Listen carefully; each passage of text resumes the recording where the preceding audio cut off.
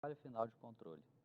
Turma 640, professor Fabrício Leonardo, e os componentes do nosso grupo, que é o grupo 3, são os seguintes, como a gente pode ver nesse primeiro slide.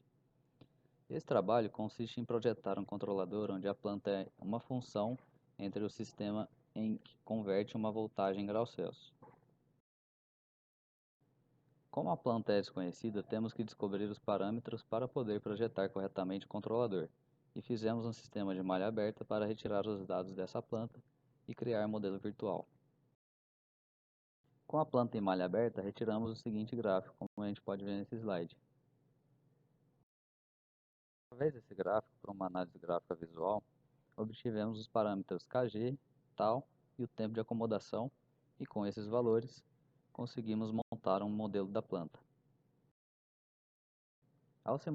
Ao simularmos esse modelo junto com a planta real, obtivemos o seguinte gráfico, em que concluímos que o nosso modelo é satisfatório, uma vez que possui o mesmo comportamento da planta. No modelo da planta conhecido, a gente planejou um sistema controlador estilo PI pelo método de cancelamento dos polos. E para projetar o controlador, a gente utilizou as seguintes equações, em que a gente encontrou o TMF, de malha fechada, e ele resultou no valor de 29,685. Encontramos o KI, que resultou no valor de 3,173 vezes 10 a menos 3, e o KP, que resultou em 0,188. E com esses dados a gente projetou o seguinte sistema, como a gente pode ver nesse slide. E ao analisarmos o gráfico, o resultado do sistema a gente obteve muita interferência em um degrau unitário. E com isso, o degrau para 30, a temperatura desejada do sistema, foi obtido o gráfico ao lado, em que a gente tem a temperatura obtida de 30 graus Celsius com uma pequena variação da amplitude. Para a análise 1, foi pedido que adicionássemos um ganho entre a soma e o controlador, aumentando gradativamente o ganho e analisando o resultado obtido. Como a gente pode ver nesse slide, a gente tem os seguintes gráficos. O gráfico de ganho 1 e o gráfico de ganho 5. Nesse slide a gente tem o gráfico de ganho 10 e o gráfico de ganho 20.